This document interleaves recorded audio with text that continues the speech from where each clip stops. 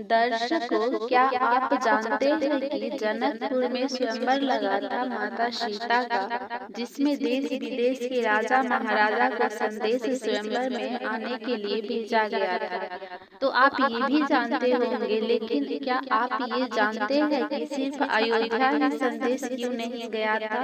तो चलिए आज की वीडियो में आपको वाल्मीकि रामायण से बताऊंगी कि सिर्फ अयोध्या ही संदेश क्यों नहीं गया था।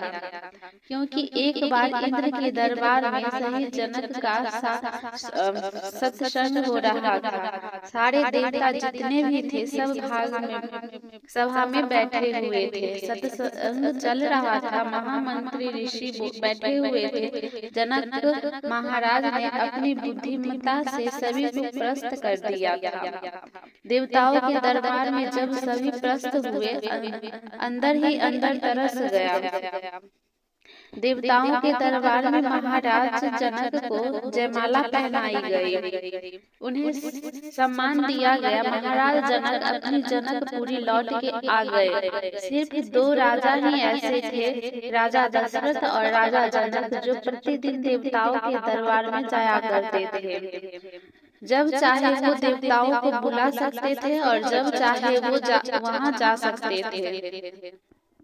जैसे ही महाराज जनकपुर लौटे, सभी क्रोध से तिलमिला उठे। जनक जी अपनी पुष्प वाटिका से बहुत स्नेह करते थे। उस वाटिका में जो फूल खिलता था वो मुरझाया नहीं करता था। अप्सराओं जो थी वो रोज पुष्प वाटिका में से कुछ फूल तोड़ तोड़ के रोज देवलोक ले जाया करती थी। सिर्फ उस वाटिका में नारी प्रवेश ही था। उसमें कोई भी देव मानव या असुर नहीं जा सकता था, सिर्फ देव कन्याएं ही जा सकती थी। शनि देव एकदम गुस्से से आग बबूला होकर उस वाटिका के ऊपर आए और बोले, मन ही मन सोच रहे थे, जनक तुम्हारा ये सबसे प्रिय वाटिका है ना?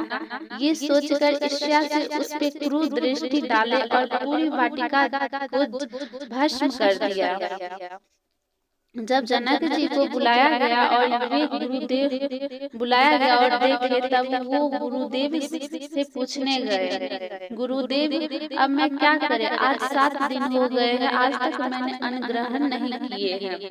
तब गुरुदेव जी बोले, अब एक उपाय है। कच्चे धागे से कच्चे घड़े में से जो कुआं वाटिका में है उसमें से पानी निकाल कर जो बगीचे में छिड़क देगा, बगीचा पुनः हरा भरा हो जाएगा।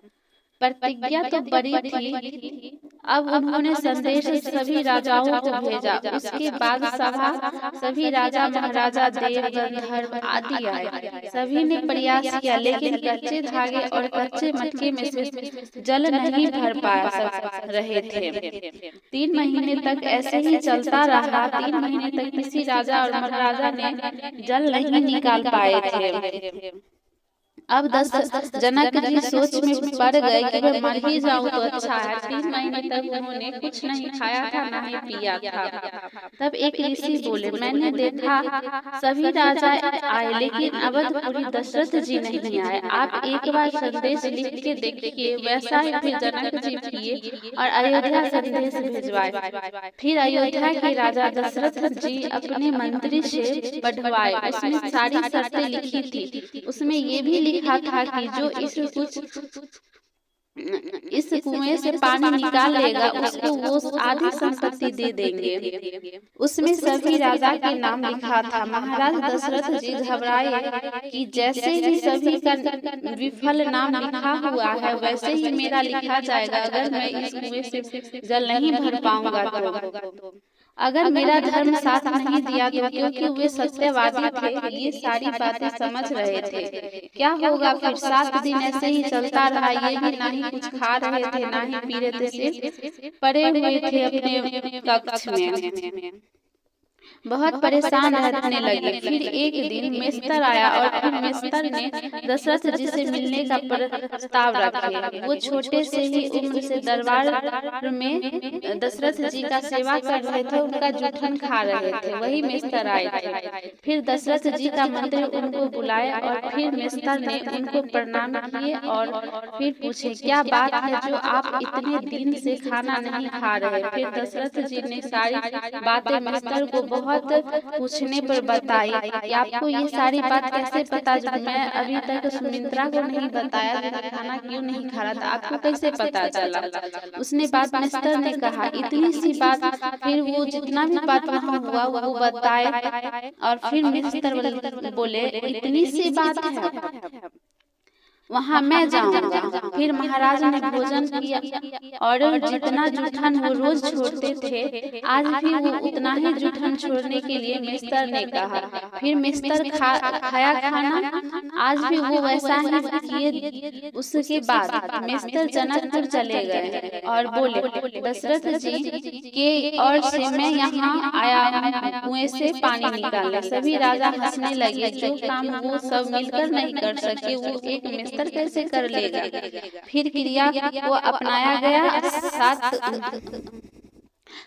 शर्त के मुताबिक वो मिस्टर काम किए और बोले, मैंने अपने जीवन में अगर महाराज दशरथ के जूठन के अलावा और कुछ भी अन्न जल मुंह में नहीं डाला, तो अगर ये मेरा धर्म सच्चा है तो इस मटके में पानी आना चाहिए। फिर सर से मटका लगाया, 4 डुबकी लगाया और फिर खींचा, मटका भर के पानी आ गया। जैसे ही मटका के पानी को छिड़का, वाटिका हरा भरा हो गया। सभी राजा महाराजा अयोध्या का गुणगान करने लगे। यही कारण था कि जब धनुष खंडन का समय आया तो जनक जी अयोध्या संदेश नहीं भेजे। उन्होंने सोचा, अगर फिर से ये महाराज कोई ऐसे ही धोबी मेस्तर या छोटे जाति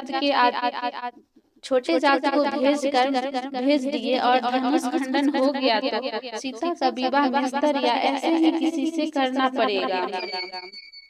आज की वीडियो में इतना ही, मिलते हैं अगले वीडियो में। तब तक के लिए लाइक एंड सब्सक्राइब कर दे। आपने देखा कैसे, क्यों नहीं दशरथ जनक जी अयोध्या संदेश भेजे थे? यही कारण था जो दशरथ जी जनक जी अयोध्या संदेश नहीं भेजे थे। आपको ये वीडियो कैसी लगी? अच्छी लगी हो तो लाइक एंड सब्सक्राइब करें। आशा करती हूँ जानकारी आपके लिए अच्छा हो।